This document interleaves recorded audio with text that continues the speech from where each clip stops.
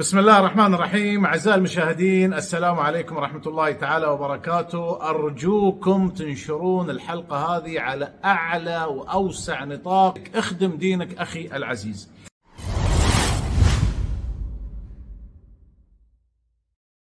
المذيع المصري اللي محسوب على مصر للأسف عمرو مين يدفع أكثر.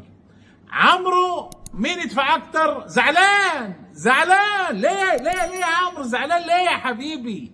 زعلان على مدرسة في مصر طلعت صور للطابور الصباحي، فلما طلعت الصور شوفوا البنات ايش لابسين في هذا الطابور. شوفوا بنات مصر. لما اقول لكم انا شرفاء مصر، لما اقول ان مصر الحمد لله رب العالمين فيها الشرف وفيها الخير، ففيها الشرف وفيها الخير. فشوفوا هذا المنظر. زعل مين؟ ضايق مين؟ يضايق القوادين. دائما يجوني ناس يقولون انت ليش تقول قواد يا حبيبي؟ ما في. شوفوا ايضا هذه صورة ثانية للبنات الشريفات العفيفات المصريات الحقيقيات في هذه المدرسة، قاعدين في حالهم ولابسين لبس بكل أدب واحترام، لكن طبعا يباقبق لما يشوف العفة والشرف. لو أحلى شيء واحد يجيني يقول عبد العزيز أنت ليش مؤدب مع قطر ومؤدب مع بعض الناس وتتكلم بشدة وبعنف مع والقواد واللي حارب الله ورسوله والإسلام واللي أجندته حرب على الإسلام، هذا لازم نعطيه بالجزمة. تفهمون الدين عدل ولا لا؟ المحترم من كلمة باحترام. فهذا طلع في حلقة يقول لكم كلامي ما له علاقة بالحجاب. وما اللي علاقة بإيه يا عمر؟ ليه علاقة بإيه يا عمر؟ فيقول لكم كل واحد حر في لبسه. أنا قاعد أقول لكم الكلام اللي قاله. زين ما دام كل واحد حر في لبسه، بواسيرك منفوخة ليه على الشرف يا عمرو؟ لا، هو يقول لك أنا ما لي علاقة في الحجاب، لكن السودة ليش السواد؟ وبعدين يقول لكم إن اللبس هذا اللي لابسين البنات مش من ثقافة مصر. نعم مش من ثقافة مصر. أنا أرد عليك يا عمرو وبقول لك حاجة. نعم، اللبس هذا مش من ثقافة قوادين مصر اللي زيك. هذا اللبس من ثقافة شرفاء مصر وأكرام مصر والناس المتدينين اللي يخافون الله ورسوله. أنت عارف ثقافة خوالات مصر اللي زيك إيه؟ أنت زعلان يا عمر على هاللبس. طيب أنا حوريك صورة. أنتوا تدرون هذا عمرو النجس يحب إيش؟ أم بطانة. نعم البطانة اترفعت يا عمرو. اترفعت. هذا اللي يحب عمرو من يدفع أكثر. هذه ثقافة مصر. أستحلفكم بالله أعزائي المشاهدين، هذه ثقافة مصر. نعم، الأنجاس اللي مثله يحترمون هالأشكال. قاتلك الله يا نجس. أنت لو فيك خير أشكالك، لو أنت فيك رجولة وذرة رجولة وذرة غيرة يا ديوث، ما كنت استضفت هالإنسانة تبرر أن خلفيتها ظهرت في مهرجان الجونة. تفي عليكم على شكلك. سبحان الله، يعني بواسيرك اتنفخت لما شفت شريفات مصر قاعدين في الطابور. أنت مزعلك إيه اللي مزعلك؟ مش أنت بتقول اللي يلبس؟ كل واحد حر يلبس ايه. طب انت زعلان ليه؟ انت عارف ليش زعلان؟ لانك تكره الاسلام قاتلك الله، تكره العفة وتكره الشرف وبتحب العهر والفجور انت واشكالك والرئيس بتاعك. لو انتم فيكم خير ما دعمتوا مهرجان الجونة ومهرجان القاهرة ومهرجانات العري والفسق والفجور. قال لك واحلى حاجة يقول لك ده شكل مصريات. يقول لك يعني مستغرب، يقول لك ده شكل مصريات. انا بقول لك لا مش ده مش شكل مصريات. في ايش؟ في قاموسك يا نجس. هذول هم المصريات الحقيقيات.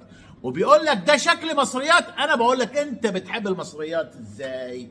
هذول المصريات اللي انت تحبهم. شوف المصريات اخواني الكرام اللي هو بيقصدهم، اللي هو يحبهم، هذول الاشكال اللي يظهرون في مهرجان القاهره ومهرجان الجونه.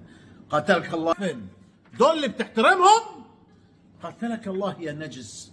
مش عاجبه ان البنات لابسين عبايات ومحجبات وشريفات. اللي يقول لك لا انا مش ضد الحشمه، لكن السواد يعني ايش اللي نافق بواسيرك في السواد؟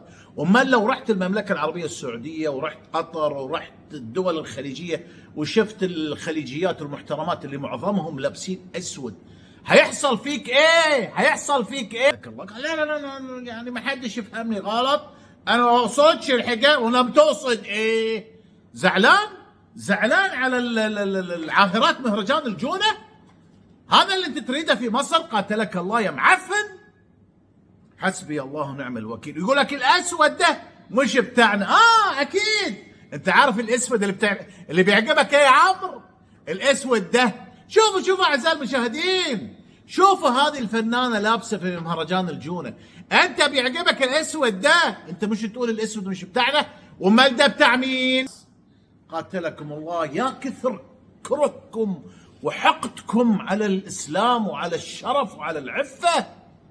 حسبي الله ونعم الوكيل. هذا الاسود اللي بيعجبك؟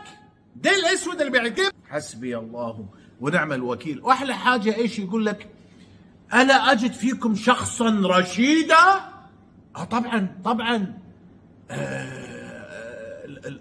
هذول انت الحمد لله رب العالمين فيهم رجوله وفيهم عفه وفيهم شرف. لكن هذا السؤال الا اجد فيكم وبعدين الايه غلط. انت بتعرف القران اصلا. الا اجد فيكم شخصا رشيدا دي قولها للقوادين تبعون مهرجان الجونه، لان فعلا ما فيهم رشيد، ما فيهم رجل. لا روح وجه لهم هذا الكلام، لان اصلا هم ما فيهم رجل رشيد. هم اصلا عباره عن كوكبه والشل، ما فيهم رجل رشيد.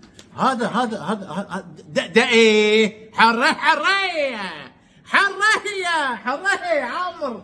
انما هذا لا، ده تطرف، ده اسود. ايش يقول اخواني الا اجد فيكم شخصا رشيدا؟ هذول ابهاتهم وامهاتهم ينحطون على الراس، جزمهم على دماغك وعلى صلعتك يا قاتلك الله. ده شكل مصريات. نعم، هذول المصريات العفيفات. انما هالانجاس يا معفن هذول شلتك انت وحزبك. ام بطانه هذول اللي انت تفتخر فيهم. قاتلك الله. اللي مزعلك في الشرف وفي العفه يلبسوا اللي هم يلبسوا، انت مالك؟ انا اقول لكم اخواني الكرام، فعلا هذا الاعلام النجس اللي مصر بريئه منه.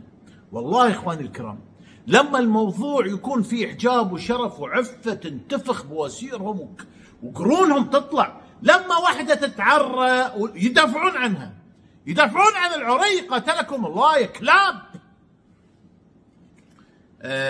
الأحلى حاجة يقول لك آخر حاجة، المدرسة مين يقودها؟ المدرسة دي مين بيقودها؟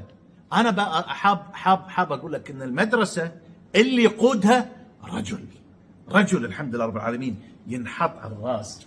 إنما مهرجانات الجونة ومهرجانات القاهرة السينمائي، أنا حاب أسألك سؤال. مش أنت بتقول المدرسة مين بيقودها؟ أنا بقول لك المهرجان ده مين قودها؟ عارف ولا مش عارف؟ المهرجانات دي مين قودها؟ يا قواد. قاتلك الله يا معفن.